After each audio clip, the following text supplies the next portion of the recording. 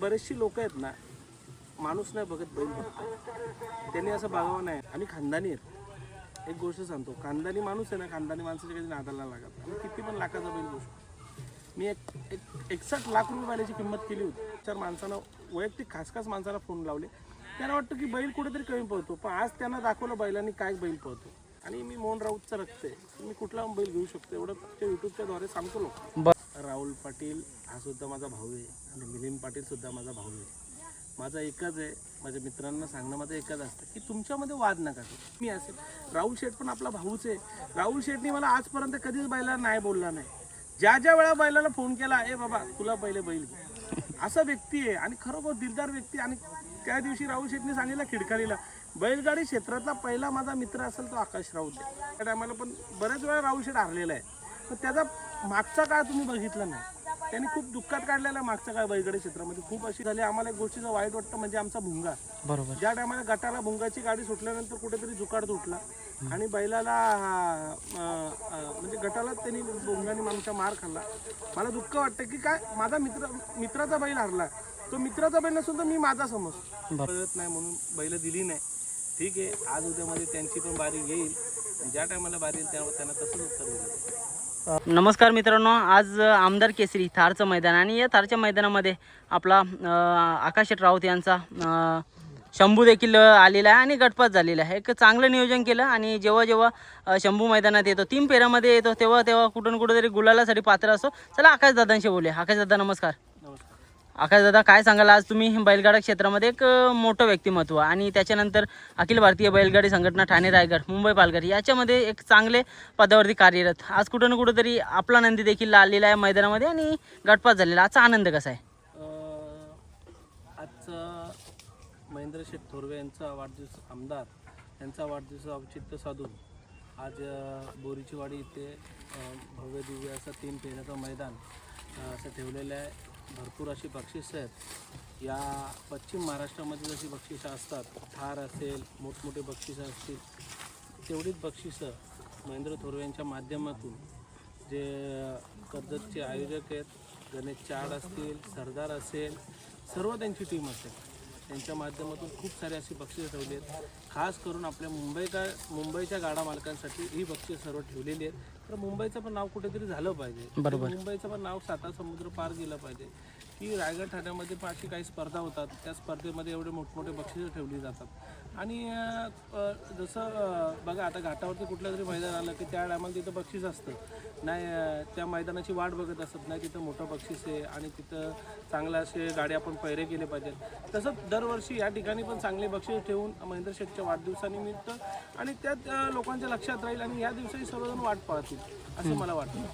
बघा दादा, आज देखील कुठेतरी गरीब गाडा मालकांचं स्वप्न असतं की थार, आणि आकर्षण म्हणजे एक थार ठेवली. कुठेतरी प्रत्येक जण बोलले होते की मुंबईच्या या म्हणजे लोकांना जमणार नाही. आता त्यांना पण मैदानाच्या नंतर आदल्या दिवशी बोललेले की हा मैदान कॅन्सल होईल, 100% कॅन्सल होईल, पण ते कुठेतरी प्रयत्न करत राहिले. भले गाड्या कमी आल्या, खिशातनं पैसे टाकायला लागले तरी चालतील, पण आपलं नाव राहण्यासाठी आपण काही ना काही प्रयत्न करू.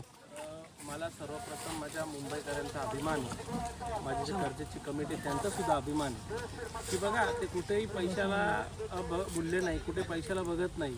आज बघा, एवढी मोठी थार कमी 10-12 लाखाची थार आहे, पण त्यांनी, मी परवा दिवशी मी आणि माझा मित्र मिलिंद शेठ पाटील आम्ही दोघं मैदानाला पाहणी करायला आलो असताना त्यांची खूप म्हणजे थोडीशी त्यांची धावपळ चालू होती. थारचं काय गडबड चालू होती, थार मिळत नव्हती, काय वेटिंग होती गाडीला, असं काय त्यांची गडबड चालू होती. पण तरी पण त्यांनी एक जिद्द आणि चिकाटी ठेवून खरोखर मैदान ठेवला. खरोखर त्यांच्या मनापासून आभारी आहे आणि खरोखर त्यांचे धन्यवाद व्यक्त केले पाहिजेत की कारण काय, एक कुठेतरी नाव जाऊन नाही दिलं. आणि बघा कसं, एकदा माणूस बोलला ना की ही गोष्ट करणार आणि 100% मुंबईकर आहेत आम्ही, मुंबईवाले करणार म्हणजे करणार. आणि अतिशय चांगलं त्यांनी मैदान ठेवलेलं आहे आणि थारसुद्धा बक्षीस आहे. जरी आज तिथं थार नसेल पण ते 100% थार देण्याचा प्रयत्न करतील एवढा मला माहिती आहे. बघा दादा, आता कुठेतरी एक आपला हा मुंबई बिंजोरचा क्षेत्र 7 समुद्रापलीकडे चाललाय.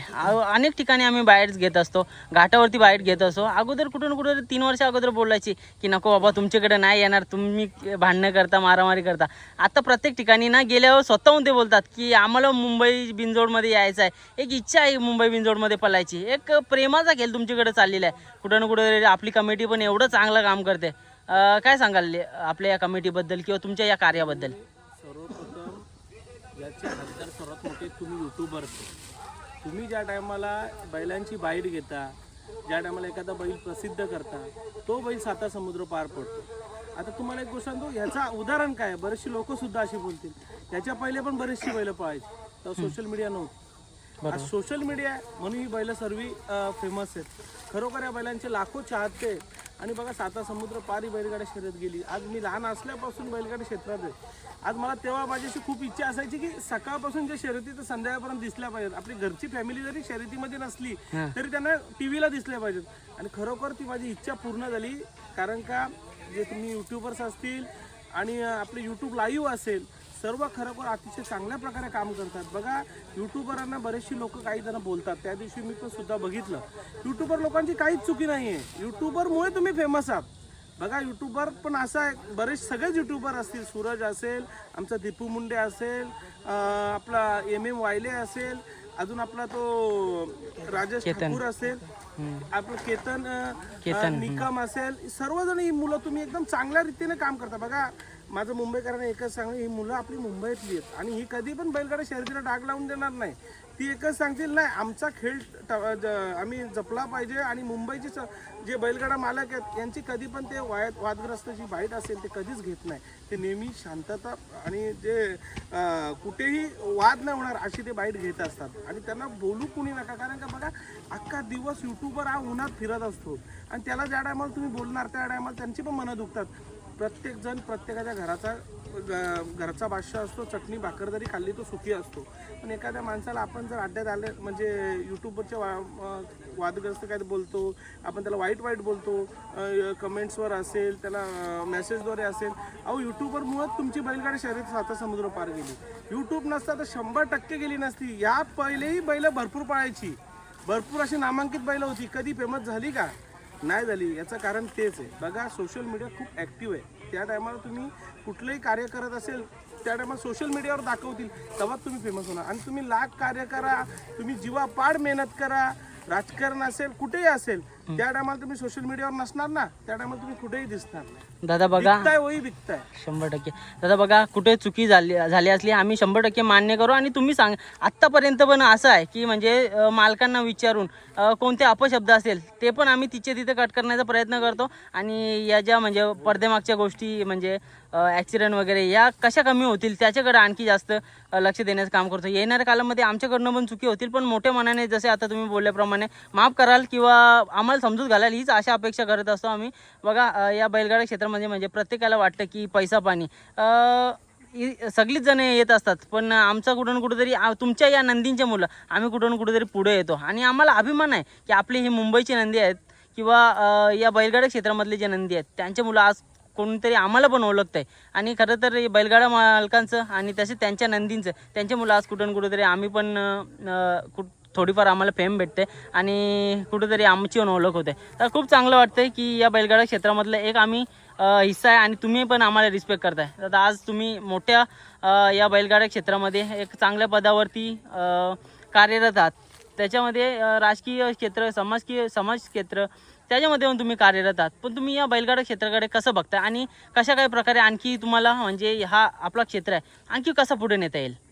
बघा माझे वडील गेल्या माझे आजोबा रामभाऊ गंगाराम राऊत, त्याच्यानंतर माझे वडील कैलासशी मोहनशेठ राऊत, त्यानंतर माझे काका असतील प्रवीण राऊत, त्यानंतर आम्ही सर्व मी असेल, माझी भावंडं असेल, सर्वजण आम्ही आज एवढ्या वर्ष नाच जपतो. बघा आमच्या वडिलांची शिकवण आहे, आज एवढ्या वर्ष शर्यती क्षेत्रात आहेत, आजपर्यंत आमचं कधीच तुम्ही कुठे भांडण नसतील. बरोबर.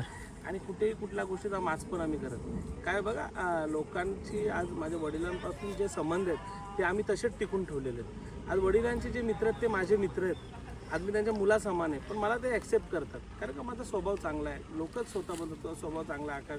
आकाश लोकांमध्ये मिसळतो. बघा काही गोष्टी काय गमेंट करा, आज आहे ना माणूस उद्या नाही, कोणाची काय गॅरंटी घेऊ शकत. तर माझ्या वडिलांचे जे संस्कार आहेत त्या संस्काराप्रमाणे आम्ही सर्व चाललेलो आहे. आणि बघा बऱ्याचशा गोष्टीमध्ये तुला सांगतो सूरज की लोक काय करतात, एखाद्या माणसाला ट्रोल करतात. ट्रोल करणं सोड. माझं एक सांगणं आहे, आज माझा एक सूरज मगाशीच तुला मी हा प्रश्न सांगणार होतो. बघ बैल प्रत्येकाच्या धावणीला पोहतो. मी प्रश्न दुसरा घेतोय तुझ्या ह्याच्यामधून की बरेचशी लोक आहेत ना, माणूस नाही बघत बैल बघतो. त्यांनी असं बघावं नाही. मी बरेच लोकांना बैल दिलेला आहे, पण तुला खरंच सांगतो, शंभूला बैल एक 2 दिवस झाला पैरा झाला आहे. त्याच्यापर्यंत शंभूला बैल नव्हता. बरेचसे बैल होती, त्याला फोन केले काही गोष्टी. पण बघ सूरज, मी किती पण लाखाचा बैल घेऊ शकतो. आम्ही खानदानी आहेत. एक गोष्ट सांगतो, खानदानी माणूस आहे ना, खानदानी माणसाच्या कधी नादाला लागत. आम्ही किती पण लाखाचा बैल घेऊ शकतो. मी एक 61 लाख रुपये बैलाची किंमत केली होती. संपूर्ण मीडियाला माहिती आणि संपूर्ण लोकांना माहिती. तर माझ्या नादी म्हणजे कसं आहे, मला असं वाईट वाटलं. हे 2-3 दिवसानं मी आपल्या 2-4 माणसांना, वैयक्तिक खास माणसाला फोन लावले. त्यांना वाटतं की बैल कुठेतरी कमी पळतो, पण आज त्यांना दाखवलं बैलांनी काय बैल पळतो. तो बैल आहे, आज उद्या कमी पळणार, जास्त पळणार. कुठे कुठे आज तुमचे नंदी कमी पळाले, असं काही गोष्टी नाहीत. बघा, लोकांनी ॲक्सेप्ट केलं पाहिजे आणि लोकांनी काही गोष्टी संबंध टिकवले पाहिजेत. बरोबर. तर मला हेच गोष्ट सांगणं आहे. आणि मी मोहन राऊतचं रक्त आहे, मी कुठला बैल घेऊ शकतो एवढं तुमच्या यूट्यूबच्या द्वारे सांगतो लोक. बरोबर दादा, मला तरी वाटतं बघा, स्वर्गीय पंढरीनाथ शेठ फडके म्हणजे आपले आप्पा आणि मोहन शेठ राऊत हे असेच व्यक्ती आहेत की महाराष्ट्रामधून किंवा महाराष्ट्राबाहेरून पण मोठे मोठे नंदी या मुंबईमध्ये टॉपच्या बिंजोड करायला आणू शकतात. आणि त्यांचंच रक्त बोललं तर तुमच्या रक्तात पण आहे. आपण मागच्या वेळी पण बघितले, जे कोणाला मुंबईमध्ये नाही जमलं ते आता तुम्ही करताय. डोंगरिया उतरवला, त्याच्यानंतर लखन उतरवला. आणखी एक मोठी खरेदी आपल्याला आता आपण बघतोय, शंभू एकदम टॉपमध्ये पळते. असंच काहीतरी आपल्याला बघायला भेटतं. पण एक खंत वाटते की तुमच्यासारख्या अशा मोठ्या गाडा मालकाचे म्हणजे पैऱ्यासाठी एवढे म्हणजे प्रॉब्लेम चालू आहेत, तर गरीब गाडा मालकांनी काय करायचं? माझं एकच सांगणं आहे. बघ, पंढरीशेठ फडके एकदम दिलदार व्यक्तिमत्व. त्या व्यक्तीचा म्हणजे विषयच नाही. ज्या टायमाला अंबरनाथमध्ये पंढरीशेठवर केस झाली बोनिवलीला, त्या टायमाला माझे वडील आणि आपले गंगाराम शेठ पाटील भोपर हे सर्वजण जाऊन पंढरीशेठच्या केससाठी 2 दिवस पप्पांनी धावपळ केली. कारण का आपल्या इथं केस झाली होती पंढरीशेठ शर्यतीवरूनच त्या पंढरीशेठवर केस झाली होती. अहो, अशी पंढरीशेठची आणि माझ्या वडिलांची दोस्ती होती, पण त्या व्यक्तीने माझ्याशी पण दोस्ती तशीच टिकवली. अहो, एवढी मोठी व्यक्ती, आज त्यांचा मी नातवा समान आहे. आणि ते जर मला मालक बोलायचे त्याच्यापरी माझ्यासाठी काय. बरोबर. त्यांचं आणि माझं नातं खूप वेगळं होतं. मी त्या दिवशी जे त्यांचे महेश म्हात्रे आहेत ओलेचे, त्यांच्याकडं माझ्याकडे त्यांची रेकॉर्डिंग आहे पंढरी शेठची. तर ती रेकॉर्डिंग मी महेश शेठला पाठवली की शेठची आठवण आहे, ही तुम्हाला पाठवतो. गुरुनाथ शेठ पण चांगली व्यक्तिमत्व आहे. मंगेश शेठ असतील. बघा, गुरुनाथ शेठनी तुम्हाला तुमच्या यूट्यूबच्या माध्यमातून सांगतो, मी त्या दिवशी चर्चासुद्धा केली. गुरुनाथ शेठला ऑटोमॅटिक पंढरी शेठचा चेहरा दिसतो. बरोबर, 100%. पंढरी शेठ सारखेच गुरुनाथ शेठ दिसतात, तुम्ही बघा. आणि थोड्या दिवसामध्ये वयाच्या मार्फत जर गेले गुरुनाथ शेठ, तर 100% पंढरी शेठच त्यांच्या घरामध्ये आहेत. पंढरी शेठ कुठे गेले नाही. आज माझ्या घरामध्ये जसे माझे मोठे काका असतील, आमच्या आई वगैरे मोठमोठे सगळे असतील, ते सांगतात की माझ्यामध्ये ते माझ्या वडिलांना बघतात की माझ्या वडिलांशी कुठेतरी चेहरा मिळता जुळता आहे. म्हणून असं काय माणूस गेल्यानंतर माणसाची आठवण राहते. ती आठवण आपल्या माणसांनी ती टिकवली पाहिजे. आणि तो वारसा जो जपण्याचा काम आहे, तो आम्ही वडील गेल्यानंतर म्हणजे गुरुनाथ शेठ असतील, मी असेल, काय बघा ना, वडिलांचं नाव आहे खूप साता समुद्र पार गेलेलं असतं आणि ते शौकीन तसे असतात. त्या माणसाला बाकी काय नाही, फक्त बिझनेस असेल, राजकारण असेल आणि बैलगाडा क्षेत्र. त्यांचं पण तसंच आहे. पंढरी शेठचं बिझनेस असेल, राजकारण पण आहे त्यांच्या घरात आणि बैलगाडा क्षेत्र तसंच असतं. मग ह्या माणसाचं नाव टिकवण्यासाठी आपण काहीतरी खटपट केली पाहिजे. आता मगाशी तू बोला एमपीला मी गेलो होतो. ज्या टायमाला माझी एक शर्यत पराभव झाल्यानंतर खिडकालीला मी एमपीला गेलो, कारण का मला कुठेतरी दिसलं माझ्या वडिलांचं नाव कुठेतरी कमी होत चाललेलं आहे. त्याच्या जिद्दीसाठी आणि चिकाटीसाठी सर्व इथला कामधंदा सगळं सोडून 15 दिवस मी एमपीला होतो आणि एमपीवरून सर्वात टॉपचाच बैला डोंगऱ्या मी आणला. बरोबर. त्या टायमाला पब्लिकचं मन जिंकण्यासाठी, कारण का बघ सूरज, ही बैल खूप लांब आहेत, पब्लिक तिकडे आपली जाऊ शकत नाही, पण आपलं काम आहे ते बैल इथं लोकांना आणणं. खूप गर्दी, सकाळ संध्याकाळ लोक माझ्या गोट्यावर यायची, वाड्यावर यायची. आणि मैदानात आल्यावर पण लोक खूप, दादा डोंगऱ्या आणलाय का, आत्ता पण सुद्धा विचारतात. असं प्रेम आहे आणि लोकांच्या इच्छेसाठी आणि लोकांचं मन प्रसन्न होण्यासाठी ही बैल आपण आणत असतो. बघा, कुठं ना कुठं तरी मुंबई बिनजोडला एक चांगलं वलन देण्यासाठी किंवा चांगले लढती कशा असाव्या मैत्रीपूर्ण, त्या दाखवण्यासाठी आकाशदादांचा नेहमीच प्रयत्न असलेला आहे. आणि तसेच आपल्या बाबांचं नाव शेवटपर्यंत कायमस्वरूपी टॉपला राहावं आणि संपूर्ण महाराष्ट्रभर व्हावं, याच्यासाठी कुठं ना कुठं चांगल्या लढती किंवा चांगले नंदी आकाशदादांच्या दावणीला पण येत असतात. दादा, आता तुम्ही मैत्रीमध्ये ना खूप चांगल्या म्हणजे सर्वांशी मैत्री केलेली आहे. आता मागे राहुल दादांच्या सोबत पण एक चांगला पैरा केला.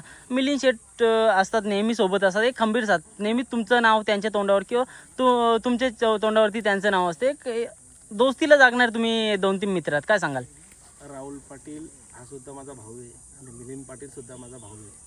माझा एकच आहे, माझ्या मित्रांना सांगणं माझं एकच असतं की तुमच्यामध्ये वाद नका करू. वाद ज्या टायमाला आपला होतो की लोक त्याचा फायदा घेतात. आपण सर्वजण एकत्र राहिलो, एकीचं बळ हे खूप मोठं आहे. बरोबर. तर तुमच्या दोघांमध्ये वाद झाला नाही पाहिजे. मिलिंद शेठ तुम्हाला आजही सांगतो, मी कधी पण बोलतो मी त्याचा तिसरा भाऊ आहे. कारण आमचा मोठा बंधू सुरेंद्र शेठ असेल, मिलिंद शेठ असेल आणि मी असेल. राहुल शेठ पण आपला भाऊच आहे. राहुल शेठनी मला आजपर्यंत कधीच बैलाला नाही बोलला नाही. ज्या वेळा बैलाला फोन केला, ए बाबा तुला पहिले बैल घे, असा व्यक्ती आहे आणि खरोखर दिलदार व्यक्ती. आणि त्या दिवशी राहुल शेठनी सांगितलं खिडकालीला, बैलगाडी क्षेत्रातला पहिला माझा मित्र असेल तो आकाश राऊत आहे आणि खरोखर मी त्याचा पहिला मित्र आहे. त्या टायमाला पण बरेचसे नंदी होते, त्या टायमाला पण बऱ्याच वेळा राहुल शेठ हारलेला आहे. पण त्याचा मागचा काळ तुम्ही बघितला नाही. त्यांनी खूप दुःखात काढलेला आहे मागचा काळ. बैलगाडी क्षेत्रामध्ये खूप अशी नामांकित बैलं घेतली, खूप पैशाला बैलं घेतली, पण त्याला अपयश आलं. त्याच्यानंतर थोड्या दिवसानंतर मथुर लागला. आज मथुर खरोखर अतिशय त्याचं चांगलं नाव करतोय आणि खरोखर आम्हाला असा अभिमान वाटतो की आमच्या मित्राचं, आमच्या भावाचं नाव की बैल करतो. आणि तो मथुर पण खूप जिद्दीवान बैल आहे. माझ्या आपल्या शंभूमध्ये पण मागच्या वेळेस पळवला होता, अतिशय चांगली गाडी पळाली होती आणि ती एकदम मस्त गाडी झाली होती, पळाली होती. आणि आज आत्ता पण तोच पैरा होता मथुर, पण काही कालांतराने पैरा हे काहीतरी विस्कळीत झाला. पण ठीक आहे, माझा भाऊ राहुल शेठ जिंकला, मला आनंदच आहे आणि मी जिंकलो तरी त्याला आनंदच. 100%. आज आमचं थोडंसं दुखापत झाली. आम्हाला एक गोष्टीचं वाईट वाटतं म्हणजे आमचा भुंगा. बरोबर. ज्या टायमाला गटाला भुंगाची गाडी सुटल्यानंतर कुठेतरी जुकाड तुटला आणि बैलाला म्हणजे गटाला त्यांनी भुंगाने आमचा मार खाल्ला. मला दुःख वाटतं की काय माझा मित्राचा बैल हरला. तो मित्राचा बैल नसून तर मी माझा समजतो. बरोबर. दोस्ती करा तर अशी करा की त्याची वस्तू ती आपली आहे. तो हरला तर ते दुःख बघा, तो जिंकल्यावर पण त्याच्या आनंदामध्ये तो जिंकल्यानंतर आपण मागे नका बघू, जाऊ जिंकलाय तो, त्याला आनंद घ्या. तसं नाही, त्याच्या जिंकामध्ये तुम्ही आनंद घ्या.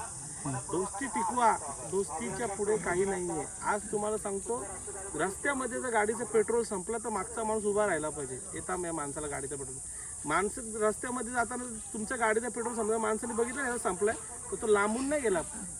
अशा दोस्त्या टिकवा. बरोबर. तसे आमच्या दोस्ती आहेत. राहुल पाटील, मिलिंद पाटील, आकाश राऊत एक खूप खास दोस्त आहेत. दादा आता बघा, तुम्ही एवढं चांगलं म्हणजे हे करता, तुम्हाला सगळा या गोष्टीचा अनुभव आहे. दादा एक मोठा प्रश्न घेतो, माहीत नाही कशा प्रकारे रिॲक्ट कराल. बघा दादा, आता ऊन खूप वाढतं आहे, नंदींना दुखापत होत असते, कुठं ना कुठेतरी नंदी दगावत आहेत. आता बघतोय आपण 5-6 दिवसापासून कंटिन्यू म्हणजे ना रोज एखादा नंदी दगावतोय. काय प्रॉब्लेम होत असेल, कुठं प्रॉब्लेम होत असेल? काय विषय ना, मोठं दुःख आहे. अरे फॅमिलीतला सदस्य जातो, एखादा बैल गेला ना, फॅमिलीतला सदस्य गेल्यासारखं वाटतं. आणि उन्हाच्या कड्यामध्ये ना माझं तर एकच सांगणं आहे सर्वांना, बैलगाडा मालकांना पण आणि शर्यती ठेवणाऱ्यांना, ज्या टायमाला सुट्टीपर्यंत आहे ना तिथपर्यंत पूर्ण अशी नेट मारा, नाही तर आपली जी ताडपत्री असते ती मारा, नाही तर मंडप टाका खालच्या जागी. कारण का खरोखर बैल गेल्यानंतर माणसाला खूप वेदना होतात. आज ते बगीरा जो आपला बैल वारला, खरोखर जसा एखादा माणूस वारलाय अशी माणसं रडतात. खूप एकदम माणसं जीवा भावाने त्या बैलावर प्रेम करतात, एकदम घरातल्या सदस्यासारखं प्रेम करतात. सकाळी उठल्या का बैल, झोपताना बैल, दुपारी बैल, म्हणजे कंटिन्यू त्या माणसाचं शेड्यूलच त्या बैलांबरोबर आहे. आणि तोच माणूस बैलच गेला आणि तेव्हा माणसानं काय वाटतं की आपला माणूस गेला. 100%. आणि माणसाला खूप दुःख होतं. आज बघा 81 रायफल, आज खरोखर अतिशय चांगला स्पीडचा नंदी आहे. 81 माझी इच्छा होती की शंभू आणि 81 रायफल पळावा, चांगला बैल पळायचा 81 रायफल. आणि त्याच्या पहिले पण आमचा काशी आणि तो पळणार होता, चांगला बैल होता. आज बघा या ऊन खूप आहे, माणूस थकतो, तो मुक्का जनावर आहे. तर माझं एकच सांगणं आहे, बैलांना जर असेल शर्यती ठेवायच्या असेल सर्वांना, तर माझं एक रायगड ठाण्याचं उपाध्यक्ष म्हणून जे खाली आहे पूर्ण मंडप मारा, नाहीतर बैलगाडी शर्यती क्षेत्र खरोखर तुम्हाला सांगतो या म्हणजे कुठेतरी अड्डे ठेवणाऱ्यांना लोकांमुळे कुठेतरी बैल दुखावतात. कुठून कुठेतरी मला पण वाटतं की बघा नंदी आपण एकदम जीवापलीकडे जपत असतो, त्यांना पण थोडंसं पलवायला आपण दाट नाही पलवलं पाहिजे. 2-2 आपल्याकडे कसं असतं माहिती आहे का, हप्त्यातनं 3 मैदान असतात, 3 मैदानातनं 2 मैदानं जातात नंदी पलायला. मला तर वाटतं हप्त्यातनं एकदा पलायला तरी पण एवढं फरक नाही पडणार. कारण का जेव्हा नंदी जातो ना अक्षरशः त्या मैदानामध्ये असे प्रत्येकजण अश्रू घालत असताना जाम म्हणायला लागते, ही जाम मोठी गोष्ट आहे. अक्षरशः सगळी जण रडत असतात. आणि याच्यामध्ये पण काही लोक अशी पण असतात 2-3 का जाऊ दे चला आपला नाही ना गेला, पण जेव्हा आपल्यावर बात येते ना तेव्हा समजतं. जो आपला नाही बोलतो ना गेला तो सर्वात नीच आहे, नालायक आहे तो. त्याला मुख्य जनावरचं काहीच नाही, तो कसाही आहे. तर तो आपला नाही गेला बोलत असेल तो माणूस एकविरेच्या मैदानामध्ये बघितला आम्ही. नाही, मग तो कसाही आहे, 100% तो नालायक माणूस आहे. तो आपल्या हिंदू धर्मातला नाही आहे. कारण का अशी कसाही माणसं बोलू शकत नाही की बैल त्याचा गेलाय आपल्याला काय करायचं आहे. माझं एकच सांगणं होतं एकवीर आई केसरी आपले की जो नंदी आपला बगिरा गेला, माझं एकच सांगणं होतं त्याला नंबर द्यायला पाहिजे त्या मैदानामध्ये. की त्या माणसांना लाजची आठवण तरी राहिली असती की एकवीर मैदान आहे, एकवीर केसरीमध्ये आपल्याला त्या अड्डेवाल्यांनी नंबर दिला की आमचा बैल गेला पण तरी पण त्यांनी आम्हाला नंबर दिला. बैलाचा किती असेल, दुसरा असेल, तिसरा असेल, मग त्यांना तो नंबर द्यायला पाहिजे. की 2 नंबर देऊ शकतो ना आपण. 2 नंबर जर दिला, कोणा झाला असेल घे बाबा, दुसरा पहिला झाला असेल तरी पण ठीक आहे, पहिला तुला दिलाय, पहिला त्यांना पण दिला, बैल गेला. काय होतं ऍडजस्टमेंट पाहिजे ना. बरोबर. तुम्ही ते एकतर्फी चालतील तर होणार नाही. ऍडजस्टमेंट खूप महत्वाची आहे. ऍडजस्टमेंट नसेल तर काही होणार नाही. तर माझं मत होतं की त्यांना पण नंबर 1 नंबर द्यायला पाहिजे, की त्यांनाही खूप चांगलं वाटलं असतं. आणि एक शेवटची आठवण देखील, शेवटची आठवण राहिली असती. कारण माणसाकडं गेल्यानंतर काहीच राहत नाही, राहतात त्या फक्त आठवण. तर त्यांच्याकडे तेवढंच राहिलं असतं रायबाचा. दादा काय सांगाल आजचं नियोजन वगैरे कसं काय केलं? कारण का बघा रायबा आता सध्या बघतो एकदम टॉपमध्ये पळतोय आणि आपला शंभू देखील टॉपमध्ये पळतोय. ही टॉपची जोडी आज अक्षरशः तुफान स्पीड लागला या जोडीला आणि कुठंतरी सगळ्यांना आवडला स्पीड. आणि आज तसंच काहीतरी तुम्ही नियोजन केलं, नियोजनाबद्दल सांगा ना कसं काय? आमचे जीवाभावाचे मित्र अलंकार भाऊ यांचा रायबा आणि आपला शंभू चांगल्या अशा रीतीने गाडी झटपात झाली. आमचे बिंदास भाऊजी असतील आणि खरोखर आमची चांगली दोस्ती आहे. आणि 2 दिवसापूर्वी त्यांनी मला फोन केला होता अलंकार भाऊनी, भाऊ पायरा आहे का आपला. माझा पायरा पण सुद्धा झाला होता नाशिकचे चांगला बैलाबरोबर, पण मी एक दोस्ती खातीर तो पायरा तोडला. आणि बघा त्यांना पण चांगला पायरा होता आणि तो नंदी कुठेतरी दुखापत होती म्हणून त्यांनी तो पायरा कॅन्सल केला. पण मला त्यांनी फोन केल्यानंतर मी एका शब्दावर त्यांना बोललो, कारण त्यांनी पण मला 2दा बैल दिला होता. बरोबर. जो रायबा असेल, दोस्ती टिकली पाहिजे आणि संबंध टिकले पाहिजे. काही लोकांनी बैल पळत नाही म्हणून बैल दिली नाही. ठीक आहे, आज उद्यामध्ये त्यांची पण बारी येईल, ज्या टायमाला बारी येईल त्यावर त्यांना तसंच उत्तर दिलं. नक्कीच बघा मित्रांनो, या गाडा मालक छोटा असो किंवा मोठा असो, पहिल्याचं जेव्हा प्रॉब्लेम चालू होता ना तेव्हा कुठून कुठेतरी मनाला जाम एक चटका बसतो. तसंच आज आकाशदादांच्या सोबत झाले. आकाशदादा आपण त्या दिवशी पण बघितलं कोणगावच्या फाटीमध्ये आपल्याला एक बाईकचा मान मिळाला. एक आनंदाची गोष्ट आहे. बघा आपल्याकडे खूप अशी संपत्ती असते पण जो मान असतो, मान महत्वाचा असतो. आज तसंच काहीतरी मान मिळाला, काय सांगा? त्या दिवशी कोणगावला ज्या टायमाला शंभू घाटावर होता, मी माझे मित्र रणजित शेठ मुकादम यांना अर्षदनी, माझे मित्र अर्षद त्यांनी फोन केला की रणजित आपल्याला खंड्या पाहिजे. तर तो बोला की ठीक आहे आपण पळू गाडी, पण एक ओवल्याला सुद्धा मैदान होतं. तर अर्षद बोला की ओवल्याला पळत नाही, बोलतो तो आपण बोलतो कोणला पळू, माझा घरचा मैदान आहे. ठीक आहे बोलत, चल तुझा मैदान आहे घरचा तर तुला मान देऊ, आपण तिथेच गाडी पळू. चांगली गाडी तिथं पळाली आणि गाडीला चांगला असा स्पीड लागून खरोखर एक चांगली गाडी मी नाव दिलं लगेच त्यांनी माझ्या फिरवल्यानंतर आम्ही लगेच ठीक आहे सांगितलं की शर्यत ते मैत्रीपूर्व होत राहते, काही विषय नाही. पण चांगली गाडी पळाली, त्याची विजय प्राप्त केला. आणि जे 2 गोंड्यावर शर्यत झाली माझी आणि ओरिजिनल जी शर्यत होती ती पूर्ण मैदानामध्ये माझीच होती 2 गोंड्यावर. आणि 2 गोंड्यावर शर्यत झाल्यानंतर मलाच बक्षीस दिला बाईक. आणि अजून 2-3 असतील आमचे मित्र महेश शेठ असतील त्यांना सुद्धा बाईक मिळाली. काय बघा एक नंदिनी, आपण असे बाईक माझ्याकडे भरपूर आहेत आणि आपण कधी घेऊ शकतो बाईक वगैरे असेल तर, पण जी बैलांनी मिळून दिलेली, नंदिनी मिळून दिलेली आहे ती खूप एकदम मनाला भावणारी गोष्ट असते की 100%. आणि ती खूप एकदम असं वाटतं की यायला आपल्या नंदीनी एवढी गोष्ट हे केली आणि त्या टायमाला आपण ते किती पण पैसे द्यायला हे होतो. आणि शंभूनी यावेळेस 2 बाईक जिंकल्या. एकाच महिन्यामध्ये एक इताड्याला जिंकली आणि एक कोंडला जिंकली. म्हणजे कल्याण भागामध्ये 2 बाईक शंभूनी जिंकलेले आहेत आणि खूप आनंद झाला. आणि शंभू आमचं नाव एक कायमस्वरूपी तसंच ठेवल आणि जे बोलणार आहेत त्यांचं तोंड बंद करेल, मला एवढंच वाटतं. 100%. दादा आता बघतोय बरेचशा आता उपाध्यक्षपदी तुम्ही कार्यरत करता. व्हॉट्सअपद्वारे जमणाऱ्या गाड्या वगैरे आहेत ते दुपारून लवकर सुटल्या पाहिजेत किंवा अशा काहीतरी काय म्हणजे नियोजन कराल तुम्ही? सर्वात पहिले ना आपण एवढे बोलणारे आहेत, त्यात मी पण असेल, एवढी जण आपण हुशार समजतो स्वतःला. अजूनपर्यंत आपलं खालचं नियोजन आहे ते लागलं नाही गाड्या सोडण्याचं. बघा 5 गाड्या सुटल्यानंतर एक बिंदूरची गाडी सुटली जाते, पण त्या टायमाला सुटल्यानंतर बरेचसे खालची माणसं असतात, त्यांची पण चुकी नाही बिचाऱ्यांची. 2-2, 3-3 तास लोक उभी राहतात. मी मागून येणार आणि मी गाडी लगेच सोडणार, कारण का तो नियम आहे. बघा भले माझीही चुकी आहे, पण तो नियम आहे की गाडी लगेच सोडायची. ते बिचारे 3-3, 4-4 तास खाली उभे राहतात आणि आपण 2 मिनिटात बैल घेऊन येतो, बॅरिगेड मध्ये टाकतो आणि लगेच सोडतो. चुकीचं आहे. मला तर माझ्या माध्यमातून मी सुद्धा चुकीचं आहे की एवढी लोक जर खाली उभे राहत असतील आणि आपण 2 मिनिटात जाऊन गाडी सोडायचं, हे चुकीचं आहे. कुठेतरी खालचं नियोजन लावलं पाहिजे. बरोबर. नाहीतर 2 दिवस शर्यती झाल्या पाहिजेत तर नियोजन लागेल. कारण का पूर्वीच्या काळामध्ये बैल एवढी नसायची, ते मधूनच बैल खाली जायची. एक 30-40 जोड्या जात असतील त्या लगेच सुटायचे, 2-3 लॉट व्हायचे. मग तेवढे बैल नव्हती. हल्लीच्या काळात प्रत्येक गावामध्ये 10-10, 15-15 जोड्या आहेत. तर भरपूर अशी बैल वाढलेली आहेत. तर माझं मत एकच आहे, माझ्या सर्व टीमला असेल, माझी सर्व उपाध्यक्ष, अध्यक्ष, सर्व आमची कमिटी असेल की खालचा नियोजन पहिले लावला पाहिजे. खालचं नियोजन लावला पाहिजे, कारण का खूप मोठासा वाद होईल त्या दिवशी. कल्याण कोणला पण खूप वर्षी नुसती भांडणावर, लोक कोणाला ओळखत नाही. बरीचशी लोक म्हणजे कोणा अशी ओळखत सुद्धा नाही, हा कोण आहे आणि तू महिमा होते ना. आणि आपल्या मागे पण लोक भरपूर असतात. प्रत्येक माणसाच्या बैलगाडा मालकावर 15, 20, 25 पोरं असतात. प्रत्येक ते वाद होईल आणि 2 टीम मध्ये वाद झाल्यानंतर खूप मोठा भांडण होतो. त्याच्यामुळे ते खालचं नियोजन पहिले लावलं पाहिजे.